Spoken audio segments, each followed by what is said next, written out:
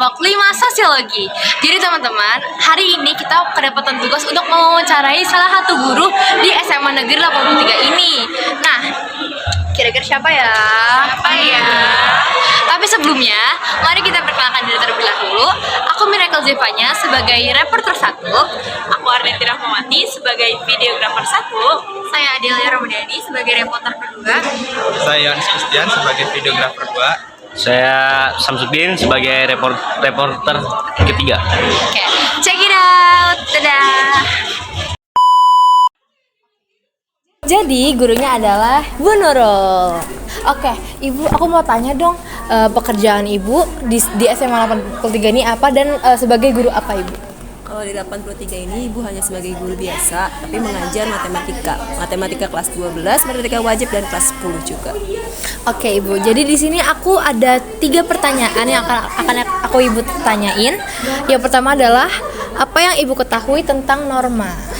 Menurut saya, norma itu suatu peraturan yang sudah ditentukan di suatu daerah atau di suatu tempat yang harus kita taati. Jadi ada istilah di mana langit dijunjung, di situ bumi dipijak. Oke Ibu, terima kasih untuk jawabannya. Pertanyaan kedua adalah, pernah nggak Ibu melanggar norma? Alhamdulillah sampai sekarang saya belum pernah melanggar norma. Oke Ibu. Pertanyaan ketiga, norma apa yang pernah dirubah di 83 ini? Selama saya di sini, saya perhatikan tidak ada norma yang dirubah, tetapi justru malah peraturannya ditambah. Gitu. Jadi diperketat lagi. Contohnya kayak seperti anak telat yang kalau sudah 3 kali kita panggil dengan orang tua. Oke Ibu, terima kasih Ibu untuk jawabannya. Kita akan lanjut ke orang selanjutnya. Oke, tadi kan udah ada pertanyaan dari teman saya. Saya mau nanya lagi tentang guru menemukan konflik siswa, bagaimana langkahnya sesuai norma dan etika. Kalau untuk sekarang biasanya kita panggil dulu anaknya, jadi tatap muka dari wali kelas dengan muridnya, ditanya dulu kejadiannya seperti apa, kronologinya dari sisi pelaku dan sisi korban. Nanti kalau misalkan dari pihak wali kelas sudah tidak tertampung, baru kita serahkan ke pihak PK, seperti itu. Oke Bu, terima kasih. Oke, yang selanjutnya, cara guru memastikan setiap siswa diperlakukan adil dalam kelas mengikuti norma tata tertib. Setiap murid kita perlakukan sama, tidak kita bedakan dari status sosial ataupun dari status agamanya gitu.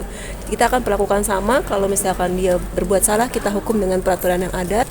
Oke Bu. Oke, ini pertanyaan terakhir dari saya. Guru mengetahui siswa kesulitan belajar, tindakannya sesuai dengan norma pedagogis. Ya, itu dari pedagogika. Tapi kita teliti dulu. Dia kenapa kesulitan belajarnya, faktornya dari apa? Apakah dari internal diri dia sendiri atau dari eksternal gitu. Oke Bu, terima kasih ya. Oke, tadi kan Bu udah ada beberapa pertanyaan yang sudah dipertanyakan oleh teman saya. Nah, di sini saya ingin menanyakan ke Ibu, bagaimana pendapat Ibu tentang anak yang menyimpang di luar jam pelajaran, apakah itu sesuai dengan norma etika? Kalau itu dari tata tertib, iya, sesuai dengan norma etika. Jadi kalau menyimpang di luar jam pelajaran, misalkan dia seharusnya ada jam di guru tersebut, tapi dia lari-larian atau keluar ke kantin atau tidur di masjid, itu akan kita tindak gitu. Oh, oke Bu. Nah, di sini ada pertanyaan lagi Bu, bagaimana guru menjaga keadilan dalam memberikan nilai sesuai norma akademik sekolah?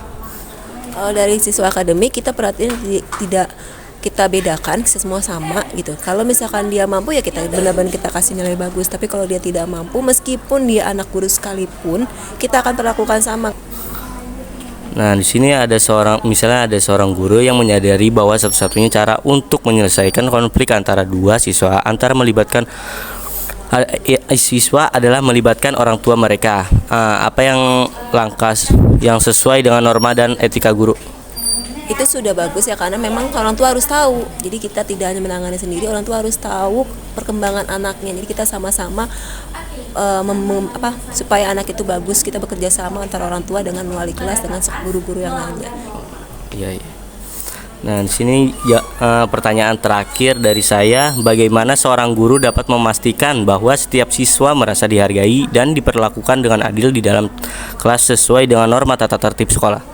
Oke, kalau misalkan ada siswa butuh memang curhat ke kita tidak abaikan. Maksudnya kita panggil mau curhat apa gitu, jadi kita tanganin. Jangan kita misalkan ada anak yang mau konsul tapi kita cuek sama dia, itu jangan. Pokoknya kita perlakukan sama, meskipun dia sekalipun anak kurang mampu atau apapun, kita tetap perlakukan sama.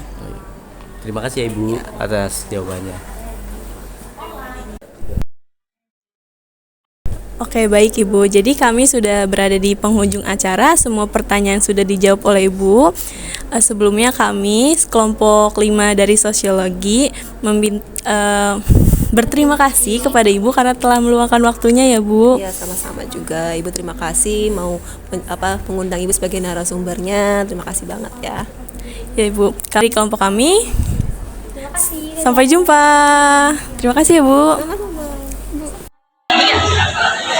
Nah teman-teman, terima kasih nih buat kalian yang sudah menonton sampai akhir. Kita sudah berada di penghujung